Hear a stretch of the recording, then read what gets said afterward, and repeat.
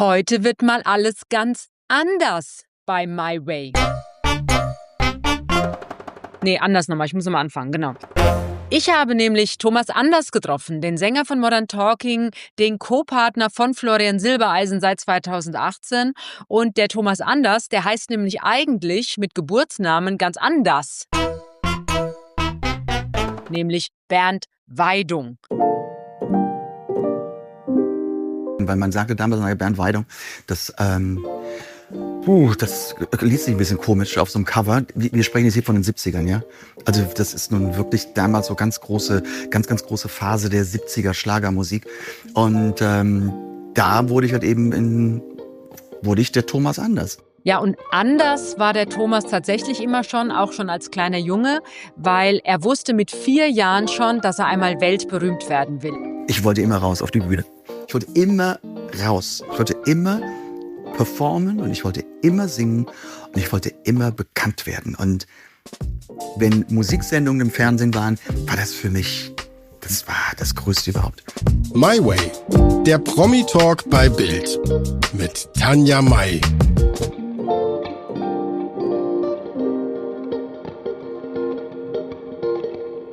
Lieber Thomas, ich möchte heute mit dir reden darüber, wie aus Bernd Weidung Thomas Anders wurde.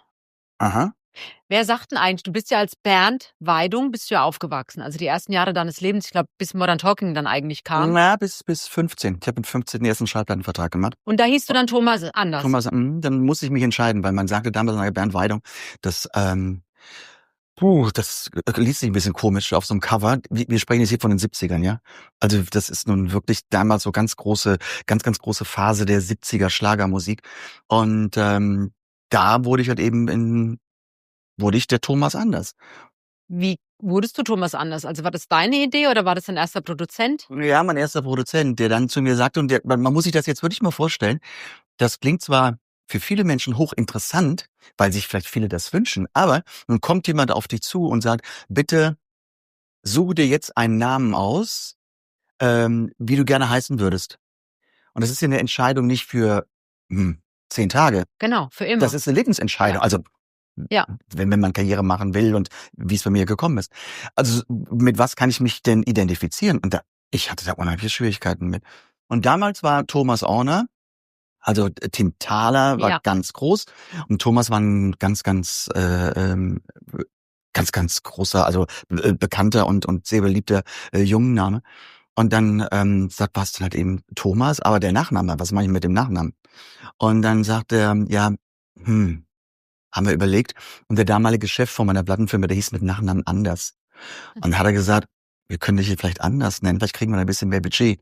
Vielleicht fühlt er sich geschmeichelt in irgendeiner Form. Und ich sagte schon, aber es gibt doch auch schon Christian Anders. Ja, sagte er, es gibt Anders ohne Ende. Also deshalb war es damals Thomas Anders. Aber wurdest du dann in der Schule trotzdem Bernd genannt? Ja, absolut, ja. Das war, es kannte ja niemand Thomas Anders, weil ja im Grunde mein Plattenvertrag musste mein Vater unterschreiben. Ich war nicht volljährig. Und das war dann auf den kommenden Singles, da stand Thomas Anders drauf, aber das ist ja nicht so, dass wenn man eine Single auf den Markt bringt, dass man plötzlich bekannt ist. Eigentlich kennt einen normal keine Sau. Und sitzt jetzt hier vor mir der Thomas oder der Bernd? Aber hier sitzt der Mensch. Weil ich denke, das sagen interessant, wenn auch besonders Fans, wenn die ganz eng mit mir sein wollen, nennen die mich Bernd. Und da reagiere ich überhaupt nicht drauf. Weil das passt doch gar nicht. Also nee, also wir kennen uns ja jetzt auch, Ja. wir haben gerade überlegt, wir kennen uns auch schon mindestens 22, 23 Jahre. Ich habe noch nie Bernd zu dir gesagt. Ich denke auch gar nicht in man denkt Bernd. nicht in Bernd. Nein. Aber wenn ich ja etwas sage, ich habe ja keine 2 Persönlichkeiten in mir drin. Also der Bernd ist ja jetzt nicht plötzlich konträr zu dem Thomas, was er sagen würde. Das ist alles komplett eins. Aber was damals hochinteressant war, weil ich dachte, auch wenn man einen Künstlernamen hat, das eine ist ja die Branche und das andere ist halt eben das Privatleben. Und das trennt man immer. Das geht gar nicht. Weil die Realität ist, dass das ineinander verschwimmt. Und am lustigsten ist es immer, wenn ich irgendwelche Partys gebe und die einen nennen mich Bernd, die anderen nennen mich Thomas. Aber es funktioniert. Es geht. Wie sagt deine Frau Claudia zu dir? Schatz. Ja, aber wenn es ernst wird, dann sagt sie Bernd. dann wird's ernst, wenn irgendwie was ernst sein sollte. Na, aber ich weiß nicht, ob ich das irgendwie auch schon im Podcast erzählt habe. Ich weiß nicht, das allererste Interview, das Claudia gegeben hat, das war wirklich mit einer Kollegin von dir. Und die kam nach Koblenz mit einer Betreuung vom Management. Und die Claudia erzählte 3 Stunden lang. Und dann fuhren die beiden Frauen wieder zurück nach Köln. Und dann sagt dann die Journalistin zu der Dame vom Management, die Claudia ist eine ganz nette, aber wer um Himmels Willen ist dieser Bernd? Ja, naja, klar, man muss sich also sie musste sich ja auch erst dran gewöhnen. Ja, für sie ist eine ganz, ganz neue Welt. Ja. Und das habe ich irgendwann im Interview auch gesagt, das ist wirklich einer der für mich ganz, dafür bewundere ich sie sehr, dass sie sich so in mein Leben eingelebt hat, integriert hat, weil ich wollte es ja immer werden. Genau. Aber sie ist einfach reingerissen worden. Okay, man hat sich ineinander verliebt, aber es war ja nicht ihre Entscheidung plötzlich, zwar nicht in der ersten Reihe, aber trotzdem im Showbusiness oder mit jemandem, der im Showbiz steht, zu leben. Und das ist schon eine Leistung. Und dass sie das halt eben, mittlerweile ist es für sie das gleiche Leben. Also sie empfindet auch genauso. Und deine Eltern, die haben wahrscheinlich immer Bernd gesagt. Ja, klar. Und deine Geschwister Meine Geschwister auch. Meine engsten Schulfreunde auch. Also aber wiederum, die sind auch wieder so gebrieft, sobald sie mich mal begleiten und ich bin irgendwo, keine Ahnung, Fernsehen oder in der Öffentlichkeit, nennen die mich auch Thomas. Das ist gelernt dann, geswitcht, ne? Ja, weil ich habe einfach gesagt, das geht nicht, weil es bringt nur Konfrontation, beziehungsweise keine Konfrontation, es bringt einfach nur Unsicherheiten. Und in dem Moment, wenn ihr bei einer Produktion seid und ihr sucht, ihr fragt nach dem Bernd, guckt euch jeder komisch an und sagt, welche Tablette habt ihr denn geschluckt? Hier haben wir keinen Bernd. Wie alt warst denn du, Thomas, als du beschlossen hast als Kind? Du warst ja, glaube ich, 6 bei deinem ersten Auftritt auf der Bühne. Was war das damals, eine Hochzeit oder? Nee, das war eine Weihnachtsfeier. Eine Weihnachtsfeier in meinem kleinen Dorf, wo ich herkomme. Münster-Maifeld. Ja, Mörz. Das ist ja Münster-Maifeld ist ja die Kleinstadt. Die hatte so um die 3000 Einwohner und da, wo ich herkomme, da waren damals, glaube ich, 120 Einwohner. Und da, weil ich der Sohn des Bürgermeisters war und der kleine Bernd, der kann ganz gut singen, vielleicht singt er uns mal ein paar Weihnachtslieder zu unserem dörflichen Weihnachtsfest.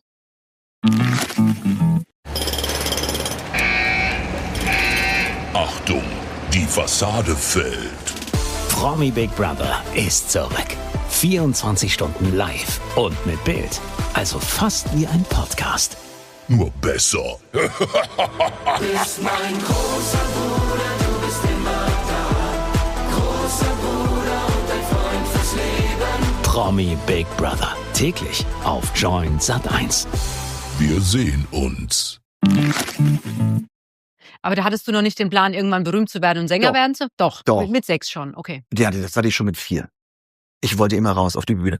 Ich wollte immer raus. Ich wollte immer performen und ich wollte immer singen und ich wollte immer bekannt werden. Und wenn Musiksendungen im Fernsehen waren, war das für mich, das war das Größte überhaupt. Das war noch die Sendung, also ein bisschen später dann, also jetzt nicht mit 6, aber als ich dann auch größer war, wenn die Woche über Musiksendungen kamen, noch tolle Musiksendungen. Es gab auch damals in den Anfang der 70er Reportagen über Künstler, durfte ich auch länger aufbleiben von meinen Eltern aus und musste halt eben nicht früher ins Bett wegen der Schule. Das heißt, die haben das relativ früh auch ernst genommen, deinen Wunsch. Jein. Weil du kommst ja, ich sag mal, deine Mama hat einen kleinen Lebensmittelladen, ne? Ja, und dann ein Café. Café und dein Papa ist eigentlich Finanzbeamter, also was ganz Solides. Ja, genau. Ernst genommen, man muss, glaube ich, unterscheiden. Sie haben es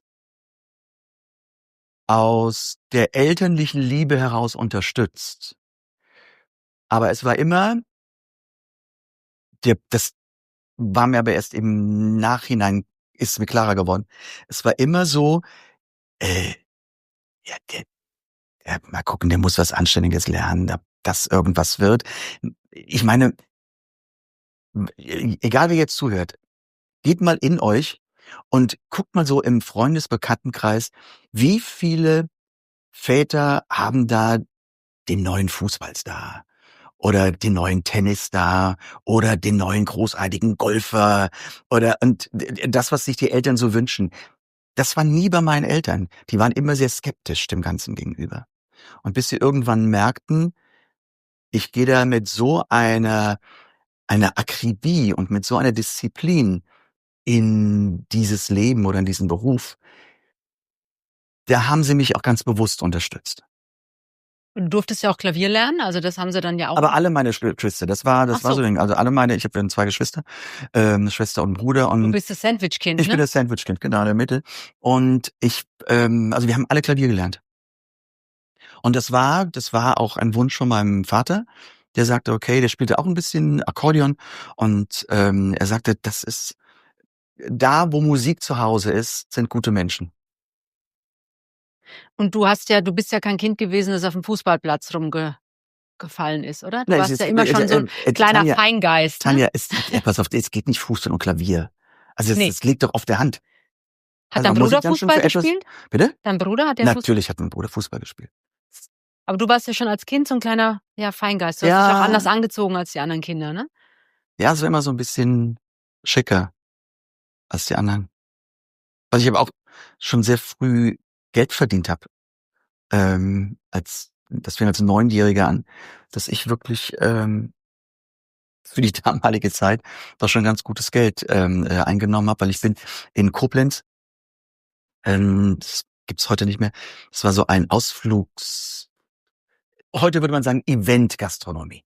Also man muss es damit beschreiben. Event-Gastronomie, da kann man sich heute etwas drunter vorstellen. Das war halt eben Stadtteil von Koblenz, ein ganz, ganz riesengroßes Gebäude mit einem großen Tanzsaal, mit eigener Band, mit damals Kegelbahn, mit einem Gourmet-Restaurant, mit einem normalen Restaurant, mit einem Nightclub, mit sowas. Und das haben halt eben immer Firmen gebucht, wenn halt eben irgendwelche Weihnachtsfeiern, ist ja ein sehr bekanntes Ausflugsgebiet hier Koblenz, wenn man halt eben zu Weinfesten ist. Da gab's immer Festivitäten und da bin ich aufgetreten, schon relativ jung. Und das Geld, was du verdient hast, durftest du behalten? Nein, ich durfte nur 10% davon behalten. Also ich habe damals, der Chef, der hat mich gesehen und fragte dann meine Eltern, ob ich Lust hätte, dort aufzutreten. Und ich sagte ja. Sagen Sie, das müssen Sie meinen Sohn fragen, der muss ja raus. Von unserer Seite ja. Und meine Eltern dachten, na ja, das sind im Jahr 4 Auftritte. Und ich weiß damals, die Gage, die lag immer so bei D-Mark-Zeiten, 70er, irgendwas so um die 450 D-Mark. Das war viel. Das war viel zu der Zeit. Und ich bin da für eine halbe Stunde aufgetreten. Das ist ja mehr, als die Leute heute am Ballermann kassieren, wenn du das hochrechnest. So, Also und das ist schon viel. Und daraufhin habe ich nur mit meinem Vater ausgehandelt. Ich sagte, pass auf. Er sagte, das Geld kommt aufs Konto. Naja, aber ich leiste ja auch irgendwas und sowas. Und dann sagte ich, wir hatten damals in der Schule Prozentrechnung. Und da sagte ich bekomme 10%. Okay, mein Vater natürlich ganz schnell überschlagen und dachte, okay, wenn wir jetzt 400 haben und er hat im Jahr 2000 hat er im Jahr 200 D-Mark. Also ja, gut. Ist da immer noch viel für einen 9-Jährigen. Aber es waren pro Jahr 50 Shows. Das fand ich ja so geil. Und das Geld hast du dann investiert in dein Outfit? Nein, ja, also es kam ganz viel Geld natürlich auf das Konto. Davon habe ich aber dann, weil es immer größer wurde, auch Soundanlage gekauft und sowas wurde gemacht. Aber zumindest immer, wenn meine Mutter mit mir dann einkaufen gefahren ist, so ich als 10-Jähriger, und sie sagte, guck mal hier, das ist schöne Hose für dich. Nein, die mag ich nicht. Ja, was ist die denn? Nein, sagte meine Mutter, die ist mir zu teuer, dann kaufe ich sie selbst. Das heißt, du warst sehr früh selbstbestimmt auch. Ja, kann man so sagen. Du bist ja, ich weiß nicht, wie war deine Kindheit, wenn du heute zurückguckst, so auf deine Kindheit in Mörs oder beziehungsweise in Münster-Maifeld? Also es klingt ja sehr idyllisch. Ja, die Sessel sind krass, ne? Ja, Also die ich sitze hier wie so ein Ja, die sind sehr tief. Kind ja. im Ikea-Land, komme gar nicht auf den Boden mit meinen Beinen. Nein, aber das klingt ja sehr idyllisch, wie du aufgewachsen bist. War auch so. Mit deinen Geschwistern. Ja, war auch so, ganz ländlich. Also wirklich ganz auch bodenständig und ganz so zur Schule und gegangen. Also das war dann Münster-Maifeld, 3 Kilometer entfernt. Und auch zum Gymnasium und das war, ja, aber meine Welt war die Musik. Und es verging kein Tag, an dem ich höchstens, wenn ich erkältet war, nicht singen konnte. Ich habe jeden Tag 2 bis 3 Stunden gesungen.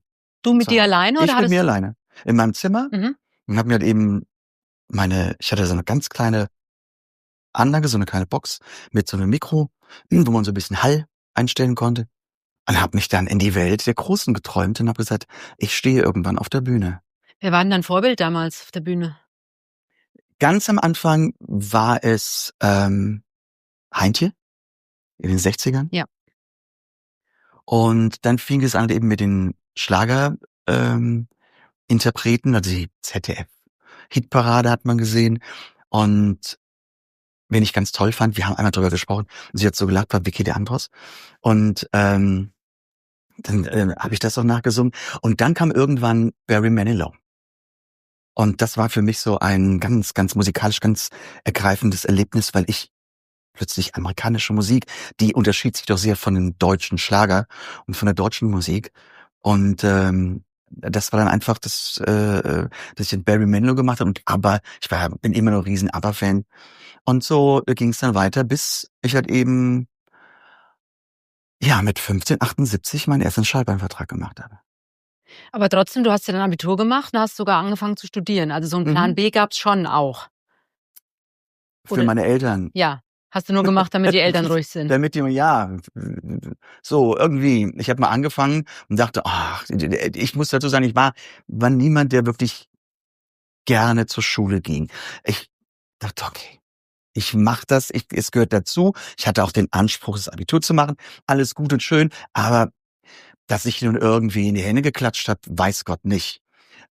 Und dachte nur, na gut, wenn ich das Abitur habe, dann will ich Musik machen. Und dann fing es mit dem Studium an. Und ich dachte nur, das ist ja schon wieder Pauken und schon wieder Lernen. Für was? Ich gehöre doch auf die Bühne und habe dann ein paar Semester studiert. Und ich war dann, glaube ich, 20 und sagte dann zu meinen Eltern, also pass auf, ich will mich jetzt komplett auf die Musik konzentrieren und nichts anderes machen. Und wenn ich mit 25 immer noch keinen Durchbruch habe, dann kann ich ja noch studieren gehen, weil die Uni gibt's dann immer noch und mit 25 kann man auch weiter studieren. Und ich weiß, damals bin ich auch da gab's auch von der Bild, also ganz, ganz frühe Kontakte zur Bild. Dann gab's auch so Talentwettbewerbe. Und damals war ich dann schon als Stargast angekündigt, weil ich hatte ja schon Singles. Hatte schon einen Schallplattenvertrag und bin dann auch, hab immer so 3, 4 Songs gesungen. Und das war eine lehrreiche Schule, die ich damals hatte, weil mich kannte eigentlich niemand. Und du musst dann überleben. Also wenn du in der Diskothek bist, musst du überleben. Weil die Leute haben nicht auf dich gewartet, sondern die wollen sich eigentlich unterhalten, wollen irgendwie ihren Drink runterkippen. Vielleicht, Mädels, Jungs und sowas, aber nicht gucken, wenn ein unbekannter Thomas Anders einen Song singt. Du musstest ja dann wahrscheinlich am Anfang auch noch von deinen Eltern gefahren werden, oder? Zu den Auftritten. Am Anfang, klar, mein Vater hat mich gefahren. Aber wovon ich jetzt gerade sprach, da hatte ich meinen Führerschein schon. Und Dann bist du selbst losgetuckert. Bin ich selbst losgetuckert. Das war so mein Jürgen Drews-Feeling. So selber überall zur Show fahren und der Techniker fuhr dann mit seinem Auto vor und ich kam dann nach und dann irgendwo übernachtet und dann am nächsten Morgen wieder nach Hause. Musikalisch gibt es ja 2 Jahreszahlen, würde ich sagen, die prägend für dich waren. Also einmal 85, als Dieter Bohlen dann in dein Leben trat, oder ihr Modern Talking. Er war ja schon vorher da. Er war vorher da, aber Modern Talking war natürlich der Durchbruch, also da reden wir gleich drüber. Und dann nochmal 2018 kam dann Florian Silbereisen. Mhm. Also diese beiden Jahreszahlen. Aber gab es für dich, bevor Modern Talking kam, wie gesagt, du sagtest ja, ne, viele Lieder hast du gemacht, aber so der Durchbruch fehlte halt noch. Ja. Hattest du mal irgendwann den Moment, wo du gesagt hast, ach komm, es wird nix, ich glaube, ich muss mich doch anders orientieren? Oder wo man frustriert ist oder wo man vielleicht auch mal heulend von der Bühne geht, wenn man sagt, das war doch jetzt Mist? Das habe ich noch nie. Aber es gibt natürlich Frustrationsmomente. Wobei man sagen muss, es ging bei mir immer Schritt für Schritt weiter nach oben. Aber ich kann mich noch daran erinnern, es ging mir immer zu langsam.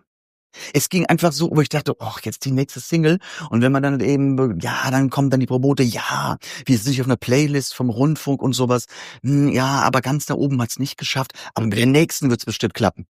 Und so ging das dann von einer Single zur anderen. Als ich damals Dieter Bohlen kennenlernte, das war ja auch dieser Weg als Deutschsprachiger, ja, wir sind ja ganz kurz an den Charts vorbei und beim nächsten Mal wird's bestimmt was werden. Also mir ging das zu langsam. Man hat schon gemerkt, es wurde immer professioneller und es wurde auch erfolgreicher, aber der große Durchbruch war nicht da. Ihr beide, Dieter und du, ihr seid euch ja eigentlich sehr, sehr ähnlich.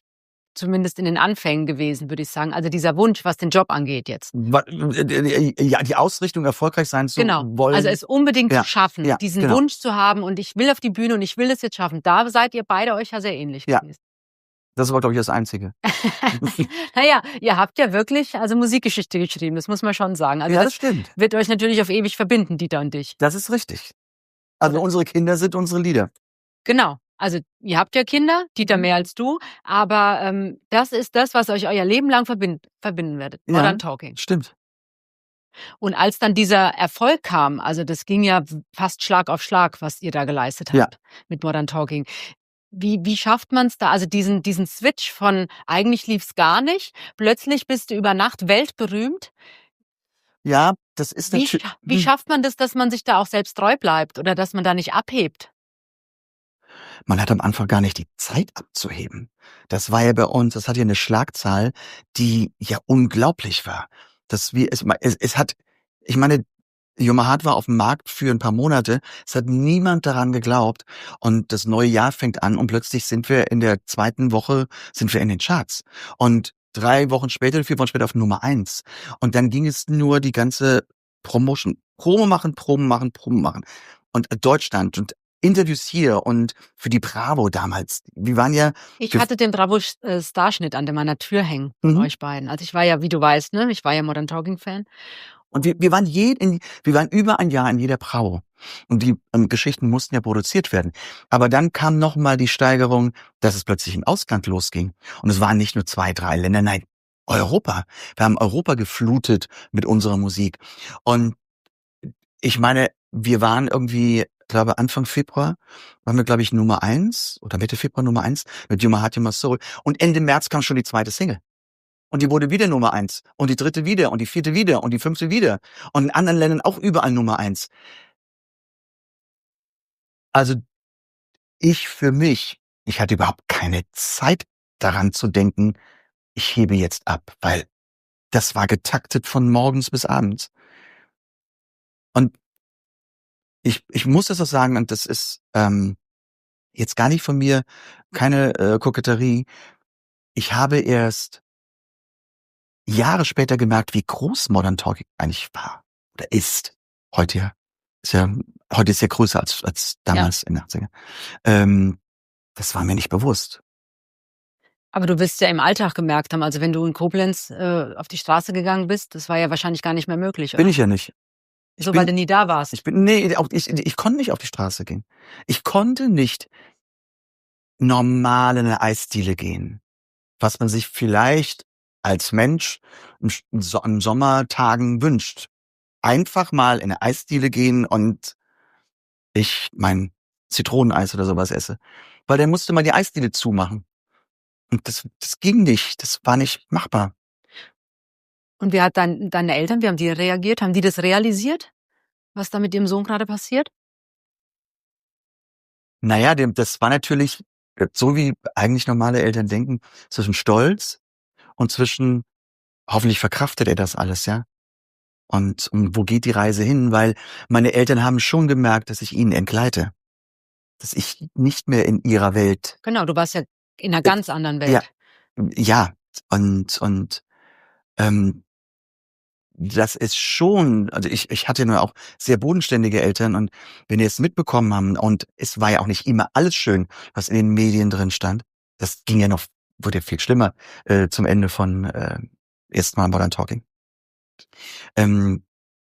Das müssen Eltern auch im Grunde mal verkraften. Ja, und deine Geschwister auch. Meine Geschwister auch. Ja, klar. Ich weiß, mein Bruder erzählte mir irgendwann mal, dass er ist auch war beim Finanzamt. Und da war er auch immer, wenn er irgendwo die Tür reinkam, das war der Brother Louis. Ja, so, klar. Fand er Ja. irgendwann auch nicht mehr witzig wahrscheinlich. Ja, irgendwann ist dieser Zopf auch mal abgeschnitten, ne? Aber konntet ihr, weil ich kenne ja deine Schwester, kenne ich Tanja, den Achim kenne ich nicht, doch einmal gesehen, aber ich kenne ihn nicht wirklich. Aber ihr seid ja eigentlich komplett unterschiedlich, aber trotzdem irgendwie auch ganz eng verbunden, oder? Ja, jeder hat so sein eigenes Leben, aber trotzdem harmonieren wir sehr gut miteinander. Also wir telefonieren jetzt nicht regelmäßig, aber man sieht sich mehrmals im Jahr und ja, man hat eine vertraute Ebene. Natürlich lebe ich ein anderes Leben, aber ich lasse es ja bei meinen Geschwistern nicht raushängen. Warum soll ich das? Das ist ja Blödsinn. Da bist du dann wieder der Bernd von früher. Ja, ja, Weil ich weiß, damals Modern Talking und dann kam ja irgendwann Aha. ja. So. Und es waren, ich weiß, in meinem Freundeskreis, also entweder du warst Modern Talking Fan oder du warst Aha-Fan. Und es gab ja auch viele, die Modern Talking, die fanden die blöd. Mhm. Also deswegen auch für deine Geschwister oder für deine Eltern, ja, war es Neid oder war es, ich weiß es nicht, was es war damals, aber haben die das zu spüren bekommen? Ja, sagen wir so, meine Mutter, die hatte einmal, kam sie zu mir und sagte, die Leute kommen hier im Dorf immer zu mir, wenn was Negatives in der Zeitung steht. Aber nie, wenn Aber was Gutes, nie, ne? wenn was Gutes drin steht. Und dann sagte ich zu ihr, da gibt's einen ganz einfachen Trick. Du musst ihnen sagen, immer wenn was ganz Schlechtes in der Zeitung steht, kommt mein Sohn ganz viel Geld. Und dann war Ruhe. Hat Da es war mal Ruhe. gesagt? Hat es mal gesagt? Weil sie sagte, es ist Ruhe. Also ich gehe davon aus, dass sie es gesagt hat. Sagt sie, es ist Ruhe, es kommt keiner mehr. Ja. Also so muss man die Leute im Grunde mit den eigenen Waffen schlagen. Aber ist deine Mutter auch bevorzugt worden, sag ich mal, wenn sie zum Bäcker kam oder zum Metzger kam? Das ist jetzt die Mutter von Thomas Anders? Glaube ich nicht. Nee, eigentlich war so meine Familie, dadurch, dass mein Vater auch 28 Jahre Bürgermeister war, die haben schon ihren eigenen Status, er war Ehrenbürger der Stadt Münster-Maifeld. Und Schützenverein, oder? Ja, und mehrfach Schützenkönig und was weiß ich. Also ich glaube, der brauchte jetzt nicht mich unbedingt, um beim Bäcker oder beim Metzger besser bedient zu werden. Das haben die sich schon selbst erarbeitet. Aber es ist schon immer ein Unterschied, was ich natürlich auch meine Eltern zuliebe auch gemacht habe, wenn dann irgendwann Festivitäten waren, dass ich dann auch mit meinen Eltern auf diese Festivität gegangen bin. Und das war natürlich das ganz große Highlight. Und da wurde dann auch Wochen danach von erzählt. Und natürlich sind die Eltern dann stolz, ist ja logisch. Und dann sind halt eben auch die verbalen Anfeindungen sind dann vergessen. Ich glaube, es ist auch so ein schmaler Grat, gerade wenn du aus so einem kleinen Ort kommst. Gehst du hin, heißt, ach cool, also ich glaube, dieser Neid ist immer dabei, ne? Also die einen sagen, wenn du nicht da bist, na, der ist ja jetzt abgehoben, der will mit uns nichts mehr zu tun haben. Wenn du kommst, können viele vielleicht auch nicht damit umgehen. Also das stelle ich mir nicht einfach vor, dieses normale Leben weiterzuleben. Ja, aber ich versuche, oder auch heute noch, wenn ich in den Ort fahre, ich versuche ganz normal mit den Menschen umzugehen. Und natürlich gibt es einige, die sagen, oh, hier kommt der Bernd. Und andere trauen sich nicht, mich anzusprechen. Aber das ist dann ihr Problem. Weil ich habe nie eine ablehnende Haltung, wo ich sage, bitte sprich mich oder sprecht mich nicht an. Ich hatte das vor ganz, ganz vielen Jahren, weil ich das mal einer meiner engsten Schulfreunde, den habe ich halt eben in Koblenz durch Zufall auf der Straße gesehen und der sagte gar nichts. Und ich sag, ist irgendwas? Naja, sagt er, ich weiß nicht, ob du noch mit mir reden willst. Aber dann sieht man mal, Das ist aber die Unsicherheit des anderen, ne? ja, aber das darf mir nicht angelastet werden. Ja, genau. Aber dann sieht man auch, was die Branche in den Menschen auslöst, Ja. nach dem Motto, das ist jetzt bestimmt ein ganz anderer, der lebt ein ganz anderes Leben, das ist ihm vollkommen egal, wie ich das sehe. Nee, die alte Freunde sind alte Freunde. Und man mochte ja jemanden des Charakters wegen, weil man Spaß mit ihm hatte, weil man eine Schulzeit mit jemandem verbracht hat. Und wenn ich heute noch, halt eben von meiner Klasse, ich werde auch immer wieder zu Klassentreffen eingeladen. Gehst du hin? Ich habe leider die letzten Male nie Zeit gehabt, aber ich hatte jetzt bei uns Maifeld ist das ja, hatte ich ein Konzert jetzt im Frühjahr und da waren einige aus meiner Klasse da. Und das war dann, wir schreiben uns auch dann und das ist schön. Natürlich hat man nicht täglich Kontakt oder alle paar Monate Kontakt. Nein. Wenn man eine Frage hat, kann man jemanden fragen und die können mich fragen und ansonsten haben sie aber Verständnis, dass ich viel unterwegs bin. Das ist normal. Ja gut, die lesen ja auch viel von dir wahrscheinlich. Ja. Also es bleibt ja nicht aus. Ja, und das Unangenehmste ist immer, weißt du noch, wer ich bin? Ja gut, das, ja. ja. Bei mir nicht, bei mir muss man nur die Zeitung aufschlagen, dann sieht man irgendein Bild. Oder geht doch einfach nur in Social Media. Du siehst, wie ich aussehe. Aber ich weiß nicht, wie die anderen aussehen, wie die sich in den letzten 25 Jahren entwickelt haben. Aber du hast dich ja gut gehalten, Thomas, muss man sagen, ne? Also du siehst ja heute noch gut aus. Du sahst als Modern Talking, du warst ja der absolute Mädchenschwarm damals mit deinen langen Haaren. Mhm. Wäre da nicht die goldene Kette am Hals gewesen, Mhm. mit die wir natürlich reden müssen, die Nora-Kette. Naja, vielleicht ist es auch im Grunde das Problem, dass ich der Mädchenschwarm war und dass meine Ex-Frau einfach dokumentieren musste. Der gehört zu mir. Genau. Also Marianne Rosenberg, er gehört zu mir. Ist ja jetzt 40 Jahre her, dass du Nora, deine erste Frau, geheiratet hast. Ja, das sind schon 41 Jahre. Also es kirchlich 40, stimmt. Ja, genau. Aber standesamtlich war es noch im Jahr davor. Diese Kette, du wirst bestimmt heute immer noch gefragt, gibt's die noch? Wo ist die denn eigentlich? Die liegt einfach zu Hause im Safe und Aber die gibt's noch. die gibt's noch. Und Ja. war das damals ein Gag? Also, dass ihr aus Spaß Eigentlich ja. gesagt habt, komm, das machen wir jetzt mal. Weil Eigentlich ja. Ich muss es fairerweise auf sagen. Noras Mist gewachsen, oder? Nee, noch nicht bei unserem besten Freund. Wirklich auf dem Mist gewachsen. Das war so, wir waren irgendwie mit der Clique im Urlaub und damals war es ja schon so, dass Dieter und Bohlen uns ja auch nicht so super grün waren und ich kann verstehen, dass Dieter Probleme mit Nora hatte. Hatte ich am Ende ja auch. Aber es ist nun mal so, dass also es gab immer Reibereien zwischen uns. Und dann sagte eben unser Kumpel, also irgendwie Udo Lindenberg hatte Panik, einen Panikgürtel, macht doch irgendwie Nora-Gürtel.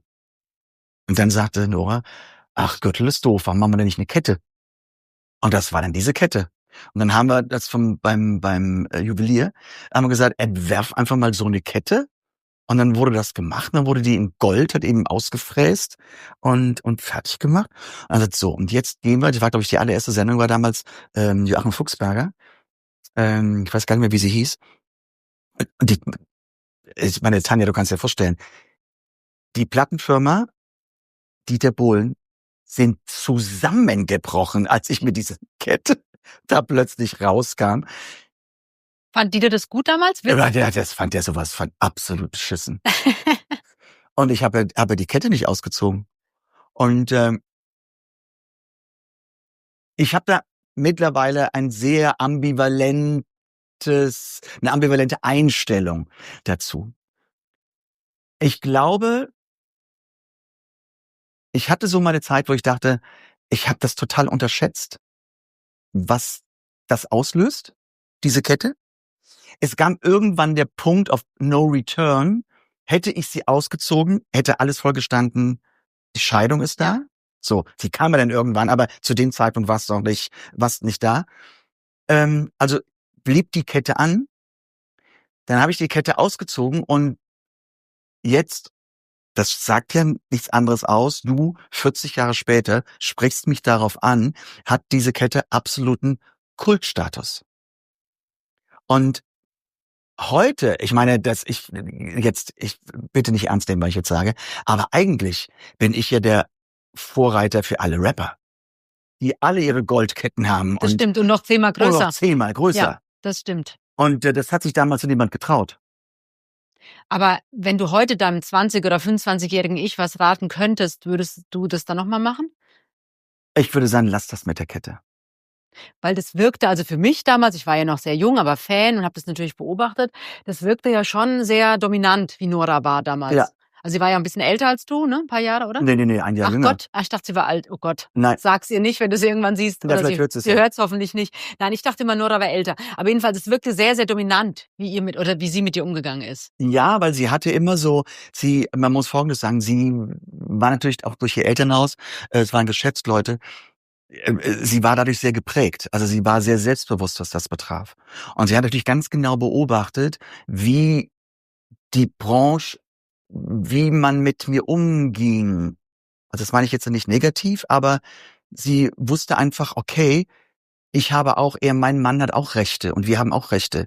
Und es ist keine Puppe, die irgendwo hingestellt wird, die jetzt momentan Multimillionen einspielt, sondern ich möchte darauf Wert legen, dass ich für seine Rechte und auch natürlich für ihre Rechte, muss man auch sagen, dass ich dafür kämpfe. Und das war natürlich nicht so gelitten bei den Plattenfirmen. Oder Ne, Gott und mit weiß nicht, bei Dieter stelle Dieter ich mir jetzt Bohlen. auch schwierig vor. Ja, aber gut, man muss ja vorne sagen, Dieter mag ja gerne Leute, die nach seiner Pfeife tanzen. Und das war, also man muss Dieters Freund sein und dann macht er ganz, ganz viel für einen. Und wenn man aber nicht auf dem Lager Dieter Bohlen ist und ein anderer möchte halt eben sich einmischen, dann lehnt er es komplett ab. Also er kann er nicht gut teilen, sagen wir mal so. Aber ich könnte mir vorstellen, dass Dieter und Claudia, also deine zweite Frau, ihr seid ja jetzt auch schon 25 Jahre verheiratet, dass Claudia und Dieter, glaube ich, hätte besser funktioniert als Nora und Dieter. Ich glaube, Claudia macht das charmanter. Ja, natürlich, das hat ja auch besser funktioniert, obwohl beide nie die ganz, ganz engen Berührungspunkte hatten. Weil also Claudia hat sich da auch rausgehalten, weil anfangs sagte ich ja, sie kam in eine Branche, wo sie gar keine Ahnung von hatte. Nun war sie mit jemandem zusammen. Ich hatte ja nun beim zweiten Mal Ahnung von der Branche. Ich wusste, wo der Hase langläuft und deshalb hat die einfach nur beobachtet und sagte, okay, ich warte jetzt mal ab, was da alles so kommt. Und es gab dann nie großartig irgendwie Diskussionen mit Dieter Bohlen. Aber wenn du so vom Gefühl her, wenn du zurückguckst auf diese Modern Talking Zeit, das ist ja bis heute geblieben. Also sowohl du als auch Dieter, ihr lebt ja beide auch nach wie vor von euren tollen Liedern und von dem Erfolg. Was ist das in dir drin für ein Gefühl, wenn du an Modern Talking denkst? Die zweite Zeit war die schönste. Die zweite war die Zeit, die mich sehr geprägt hat und die mich auch ein bisschen versöhnt hat mit Modern Talking, weil nach der ersten Zeit waren wir natürlich im Grunde die Plastikband und ja, keine Ahnung, das 80er Jahre Phänomen und bloß happy, dass sie weg sind und dass wir die nicht mehr hören müssen. Und plötzlich kommt mit dem zweiten Mal Modern Talking so eine Renaissance und so ein Riesenerfolg. Ich muss halt sagen, die zweite Phase von Modern Talking war erfolgreicher als die erste. Und es hält ja nur bis heute an. Und heute ist es einfach nicht mehr wegzudenken, weil unsere Musik gehört einfach jetzt das ist Musikgeschichte. Und auf der ganzen Welt, Ja, auf jeder Party irgendwann läuft Modern Talking. Ich komme nur gerade von Singapur und habe da eine Show gemacht und die Leute rasten halt eben auf Modern Talking aus. Und auch die Kinder singen wieder Modern Talking. Ja, das ist ja das Unfassbare. Das kommt ja wieder von vorne. Es sind jetzt nicht irgendwie die, sag mal so die 50, 60-Jährigen, die da sind, sondern es sind da auch junge Leute, so Kinder, aber auch halt eben so Mitte 20-Jährige, die darauf komplett abfahren. Ja gut, aber da sind wir dann beim zweiten blonden Herrn an deiner Seite, Florian Silbereisen. Seit 2018 seid ihr ja ein Traumduo. Und das merke ich ja immer, wenn ich beim Schlagerboom bin oder sonst wo. Die jungen Leute, die flippen ja aus, wenn du auftrittst mit Florian, aber auch wenn dann Modern Talking läuft. Ja, das war irgendwie auch so eine Fügung des Schicksals, dass wir uns insoweit gefunden haben und auch dann auch so akzeptiert wurden vom Publikum, auch angenommen wurden. Das kann man ja nicht planen. Nee, weil die Texte am Anfang habe ich auch so gedacht, okay, mal gucken, was da so wird. Aber jeder singt eure Songs mit. Ja, weil sie auch catchy gemacht sind und wir nehmen sie. Es sind ja Schlagertexte, die so immer augenzwinkernd sind. Und das merkt man auch, wenn wir beide auftreten. Wir nehmen uns ja auch nicht ganz so ernst, sondern das, was wir wollen. Ich glaube, das ist eine große Kunst, aber auch ein großes Geheimnis, dass wir Leichtigkeit im Grunde bringen wollen. Weil die Probleme der Welt sind groß genug. Da muss ich nicht nur irgendwas davon vorgesungen bekommen.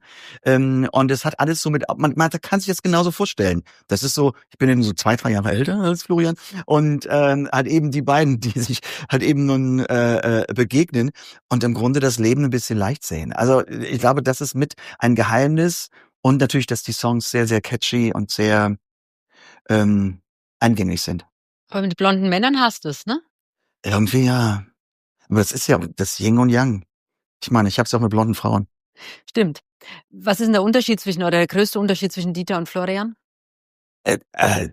Wie lange ist dein Podcast? 2 Tage? Oder was soll ich jetzt anfangen? Florian ist ein Teamplayer, Dieter nicht. Mehr brauchen wir dazu gar nicht sagen.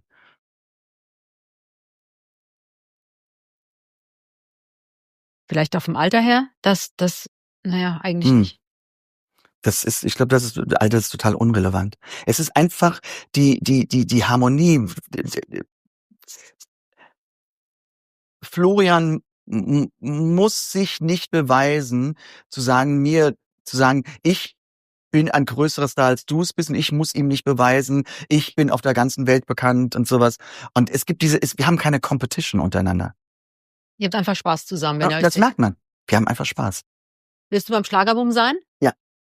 Ja. Das ist ja meine liebste Show von ihm eigentlich. Also Schlagerboom muss ich sagen, da ist nämlich genau das, da kommen die Leute, die tanzen ja vor der Halle schon. Ja, Bevor es überhaupt losgeht, haben die Leute Spaß. stimmt. Und dann wird auch in der Halle getanzt und die tanzen auch wirklich Foxtrot und jung und alt und das finde ich immer einfach ganz toll.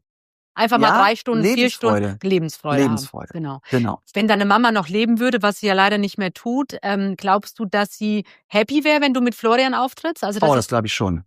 Ich glaube schon. Das wäre für sie, ja, ich glaube, das Allergrößte. Das irgendwie mit Florian Silbereisen. Ihr Junge mit Florian. mit dem Florian, ne? Mit dem Florian, den jeder mag. Ja, aber es ist ja, ich meine, ich habe ja Florians Mama auch kennengelernt und sowas. Und sie sagte auch zu mir, ach, das ist so schön, dass sie halt eben mit dem Flori, Ja, der Flori, genau. mit dem Flori zusammen singen. Das macht so Spaß. Und ja, die Menschen mögen es einfach. Warst du eigentlich mehr Mama oder mehr Papa-Kind? Ich war anfangs mehr Mama-Kind und später wurde es mehr Papa-Kind. Es ist so die in den späteren Jahren haben mein Vater und ich uns auch mehr austauschen können. Und das ist natürlich am Anfang nicht so. Sondern da ist die Mutter die Bezugsperson. Das ist vollkommen klar. Aber es kommt irgendwann so der Punkt, ich glaube, das ist so, jeder, der Eltern hat, die auch nun älter sind, kann das nachvollziehen. Es kommt irgendwann so der Punkt, wo man sagt, okay, die Eltern haben mich bis hierhin erzogen und jetzt dreht sich das Blatt und jetzt fange ich an, für meine Eltern da zu sein.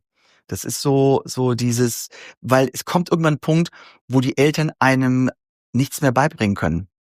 Dann ist, das ist so, wenn ein Vogel aus dem Nest fliegt, dann kann Muttervogel und Vatervogel dem fliegenden Vogel auch nichts mehr beibringen. Das geht in sein eigenes Leben und plötzlich hat man so viele Dinge erlebt, dass einen nichts mehr überraschen kann. Und dann fängt man an, den Eltern Ratschläge zu geben. Dass man sagt, ihr müsst es so machen oder seht es mal aus dieser Sicht. Und das muss, glaube ich, jeder mit seinen Eltern durchmachen, was immer ein ganz normaler Prozess ist. Ich glaube, die Kunst oder die Schwierigkeit ist dann, dass die Eltern dieses Leben, also dass sie dann trotzdem offen sind für das, was das Kind erlebt. Also du bist ja in eine ganz andere Welt dann reingekommen und dass ihr trotzdem miteinander reden konntet. Und dass sie auch nachgefragt haben. Ja, das stimmt. Ich habe meine Eltern, klar, die haben viele Dinge, haben die auch sie blieben in ihrer Welt. Ich hatte meine Welt und wenn ich dann nach Hause kam, das ist doch bei allen Eltern gleich. Ich weiß nicht, wie es bei dir ist, Tanja. Ich komme nach Hause und das Erste, was von meiner Mutter kommt, hast du Hunger? Genau. Ja. Ja. Nein, ich habe jetzt gar Hast du Hunger und dann wird erstmal von den Nachbarn erzählt. Genau. Das ist ja ihr Leben, genau, was sie haben. Und dann war immer bei meiner Mutter, ihm hat sie immer gefragt, halt eben, wie Kolleginnen und Kollegen sind. Wie sind die denn so?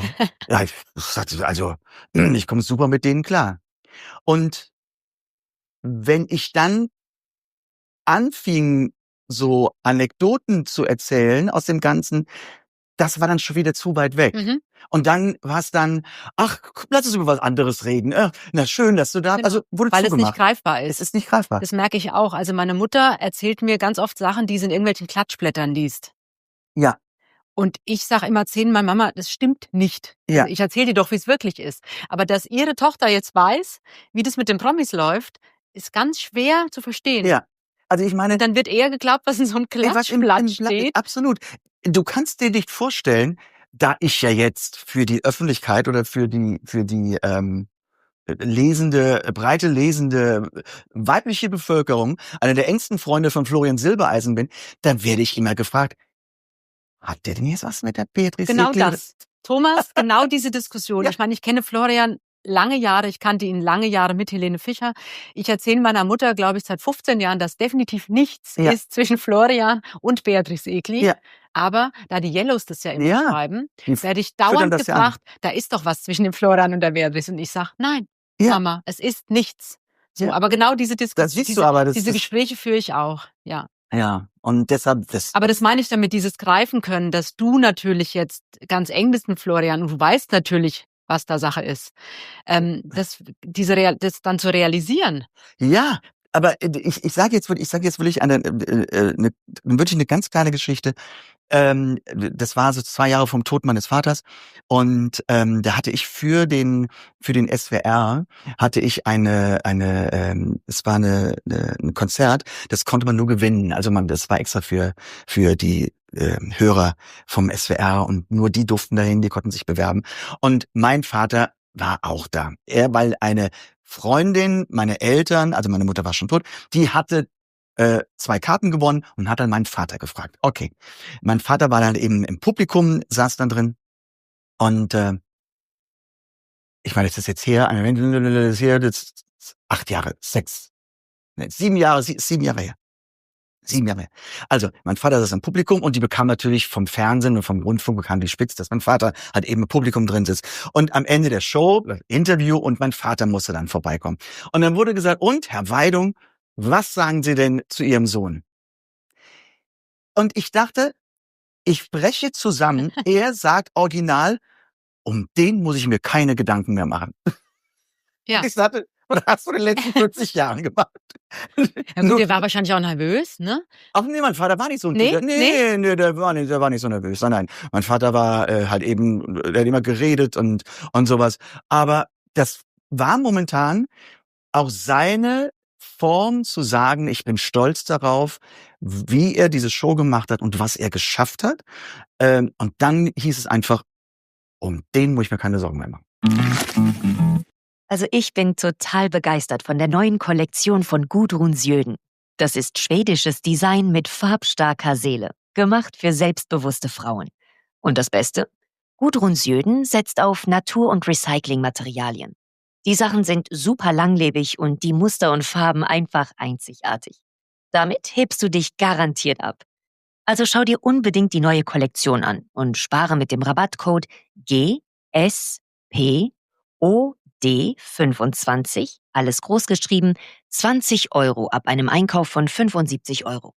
Aber Achtung, der Code gilt nur für Neukunden vom 30. September bis zum 31. Dezember 2025 und ist nicht mit anderen Aktionen kombinierbar. Also, worauf wartest du noch?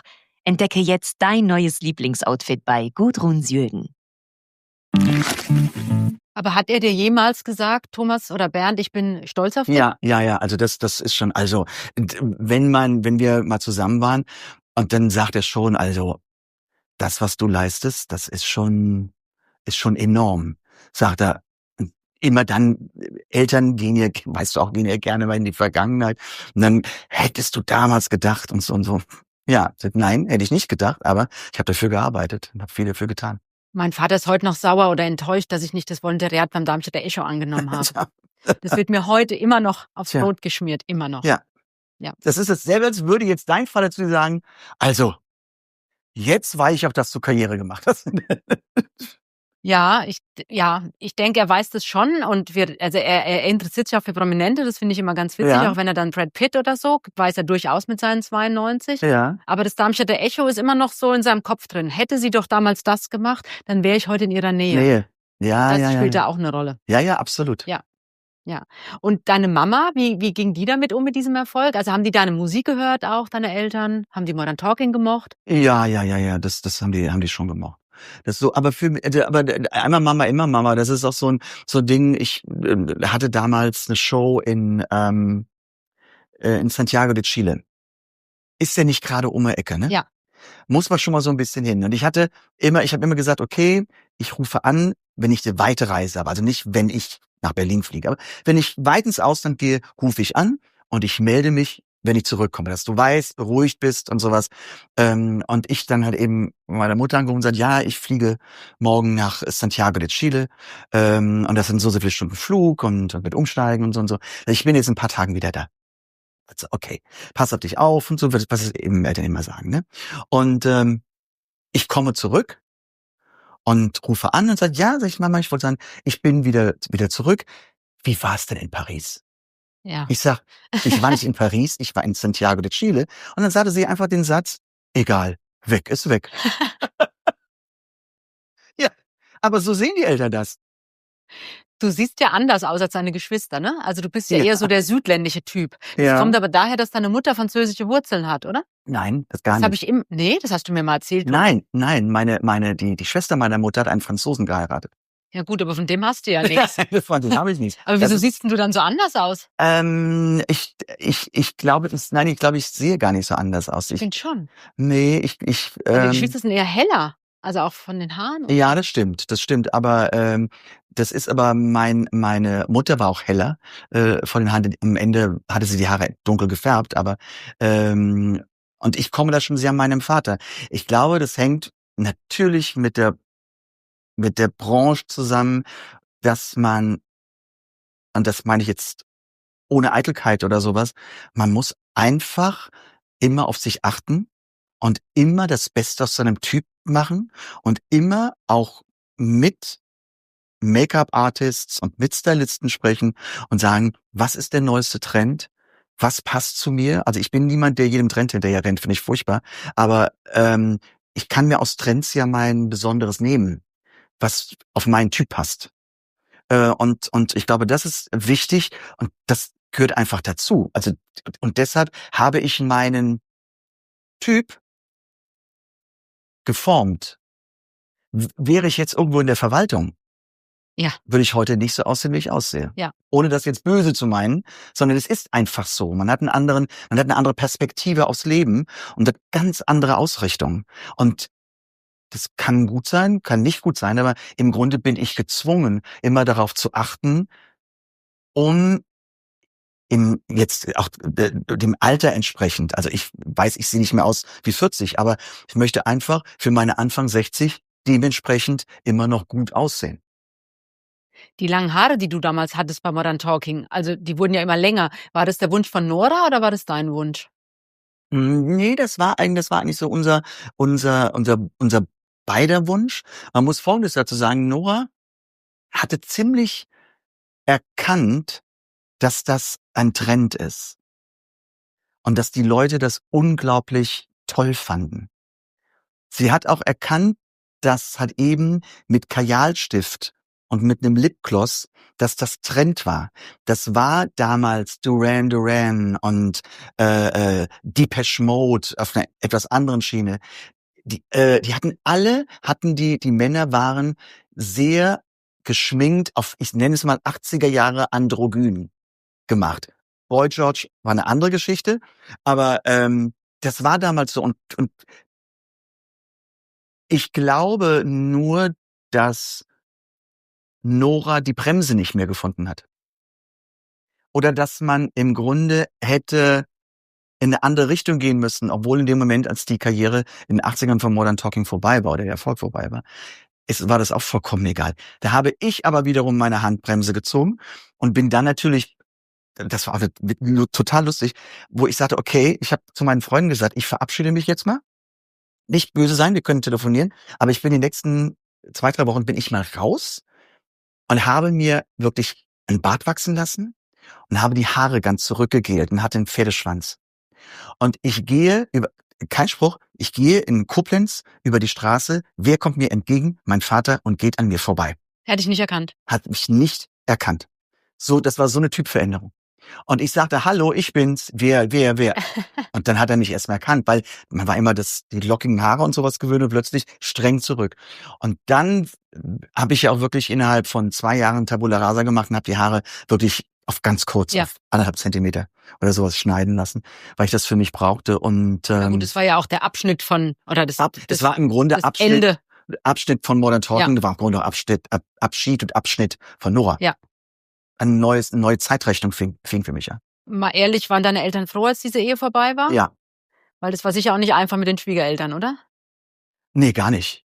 Gar nicht. Es war überhaupt nicht einfach. Aber am Ende war es nun so, weil sie lebte ja eigentlich nur noch in Amerika. Und ich hatte ja hier, lebte ja in Koblenz oder flog halt eben durch die Welt und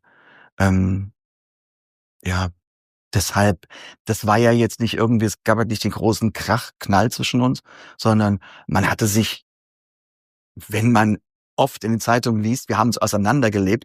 Also wenn ich eines sagen kann, wir hatten uns sowas von auseinandergelebt über die Jahre, da gab es auch kein Miteinander mehr. Und dann war das im Grunde, die Scheidung war ein formeller Akt. Sie war in Amerika, ich war in Deutschland. Ich weiß noch, ich bin halt eben, ein Freund von mir war der Scheidungsanwalt und bin dann eben zu dem Richter ins Büro und dann haben wir uns über Gott und Lotte unterhalten. Da hat er mir da so ein Ding vorgelesen, sagt, hiermit sind sie geschieden und tschüss. Das war's. Habt ihr noch Kontakt? Nein. Du hast ja mit Claudia dann einen Sohn bekommen, also du bist ja Papa geworden von Alexander. Wie hat denn dich das nochmal verändert als Mensch und auch als Künstler? Ja, total. Weil das ist das Größte, was es gibt, also Kind zu haben. Wobei ich aber auch sagen muss, Menschen, die jetzt nicht Eltern sind, haben dadurch kein schlechtes Leben. Aber wenn mal man es erfahren hat, ist es was ganz, ganz Besonderes. Weil es ist ein Teil von einem selbst. Und die Kindheit ist eine Geschichte. Aber jetzt, wo unser Sohn erwachsen ist, wenn man merkt, was er von jedem Elternteil mitgenommen hat, also jetzt charakterlich mit hat, das ist schon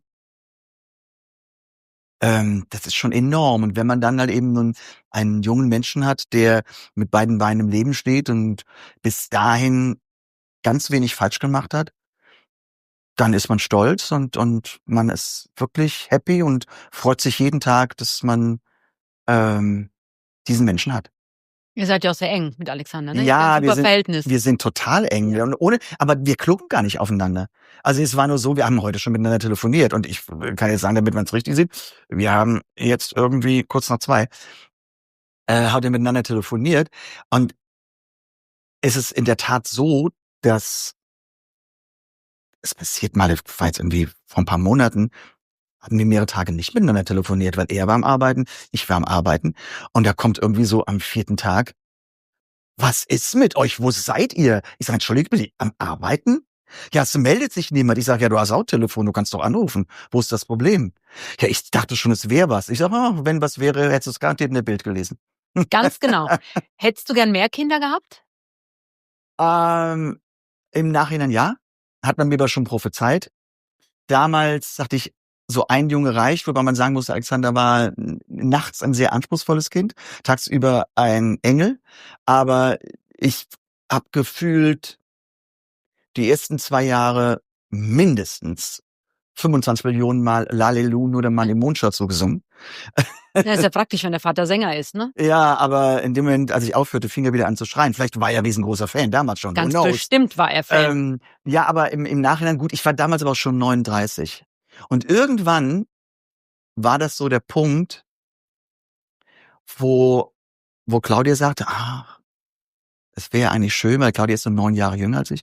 Es wäre eigentlich schön, da war ich aber schon so Ende 40. Und ich weiß das Erste, was ich dachte, als Alexander auf die Welt kam, wie gesagt, ich war 39, der Junge, der war noch nicht mal einen Tag alt, da dachte ich, schade, dass du so spät Vater geworden bist. Und das wäre ja wieder viel später gewesen. Und wenn, möchte ich mit meinem Kind ganz viel Zeit verbringen, oder dass das Kind auch viel von mir hat, dass ich meinem Kind viel geben kann. Und es ist so, wie es ist und es ist alles wunderbar. Aber in die musikalische Richtung geht Alexander nicht? Nein, auf gar keinen Fall.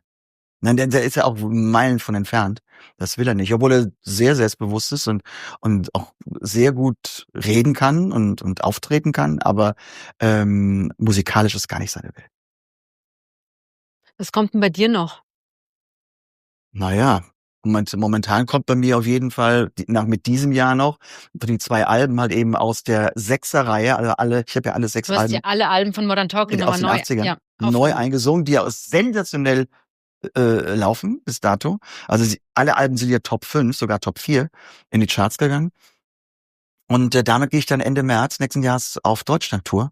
Und das wird, glaube ich, eine ganz tolle Geschichte. Das wird so eine Zeitreise in die 80er. Und was ich zum allerersten Mal gemacht habe, ist ja die Tatsache, dass ich wirklich die KI benutzt habe und ich mit meinem jüngeren zusammen singe, ne? Singe. Ja. Das war sehr spooky am Anfang, als ich das zum allerersten Mal sah. Aber es ist großartig. Und das wird natürlich auch eingeflochten in das Programm. Und ich will nicht zu viel verraten, weil wir schreiben gerade auch das Buch. Und es kommt wirklich viel mit 80er vor. Ich werde sehr, sehr lustige Geschichten darüber erzählen. Und es wird ein sehr unterhaltsamer Abend. Natürlich mit allen Hits von Modern Talking. Da sind dann auch aus der zweiten Modern Talking-Ära der Hits dabei. Aber es ist sehr, sehr viel 80er und ich freue mich sehr drauf. Das wird was Großes. Aber es wird nicht passieren, dass Dieter vielleicht irgendeine Rolle spielt, also dass man euch nochmal zusammen auf der Bühne sieht. Ich weiß, Tanja, du wünschst dir das Ja, ich so frage dich unglaublich. jedes Jahr. Okay. Du hast mich in diesem Jahr zum 2. Mal schon gefragt. Also im nächsten Jahr habe ich dann einen Hut, ja? Also nein. Nein. Gut, ich danke dir. Danke dir.